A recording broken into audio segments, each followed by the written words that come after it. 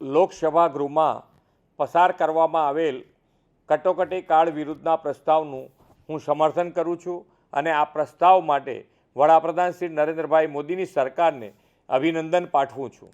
1975માં સમગ્ર દેશને એક વ્યક્તિના શાસનમાં લાવી દઈ નાગરિકોના અધિકારોનો નાશ કરવાના અને લોકતંત્રની હત્યા કરવાના પ્રયત્નો થયા હતા, જે દેશપ્રેમી લોકોને પ્રતિકૂળ સંજોગોમાં પણ કટોકટીનો સખત વિરોધ કર્યો હતો અને અભૂતપૂર્વ લડત આપીને ભારતની લોકશાહીને સુરક્ષિત રાખવાની જવાબદારી નિભાવી હતી।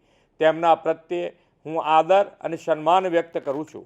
કટોકટી લાદીને તત્કાલીન સરકારોનો હેતુ ન્યાયતંત્રને કાબૂમાં લેવાનો અને બંધારણના મૂળભૂત સિદ્ધાંતોને નષ્ટ કરવાનો હતો। આપણી લોકશાહીના આ કાળા અધ્યાય વિશે હાલની યુવા પેઢીને સજાગ અને માહિતગાર રાખવાની પણ જરૂરી છે। સરકાર દ્વારા કટોકટી દરમિયાન બળજબરીથી લાદવામાં આવેલ અનેક પ્રકારના તગલગી નિર્ણયોને લીધે દેશના ગરીબ અને સામાન્ય નાગરિકોએ અપાર પીડા વેઠવી પડી હતી। કટોકટીએ ભારતના ઘણા નાગરિકોનું જીવન બરબાદ કરી નાખ્યું હતું, ઘણા લોકો મૃત્યુ પામ્યા હતા।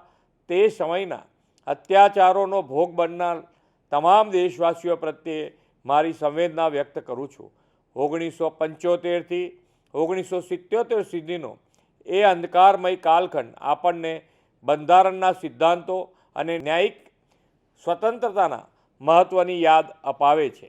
આપણને સૌને ગૌરવ થાય કે આદરણીય વડાપ્રધાન શ્રી નરેન્દ્રભાઈ મોદી કટોકટી સામેની લડતના એક અગ્રણી યોદ્ધા રહી ચૂક્યા છે। ઇમરજન્સીના 50મા વર્ષમાં પ્રવેશ કરતી વખતે આદરણીય વડાપ્રધાનશ્રીના નેતૃત્વમાં 18મી લોકસભાના સભ્યોએ બાબા સાહેબ આંબેડકર દ્વારા નિર્મિત બંધારણના સંરક્ષણ અને જાળવણી માટેની પ્રતિબદ્ધતાનો પુનરુચ્ચાર કર્યો છે, તેને હું આવકારું છું। આપણે સૌ કટોકટીનો ભોગ બનેલા, કટોકટીમાં જીવ ગુમાવનાર અને ભારતની લોકશાહીને જીવંત રાખવા માટે સંઘર્ષ કરનાર તથા પીડામાંથી પસાર થનાર સૌ દેશ પ્રેમીઓનું સ્મરણ કરીએ, તેમને વંદન કરીએ। ભારત માતા કી જય, વંદે માતરમ।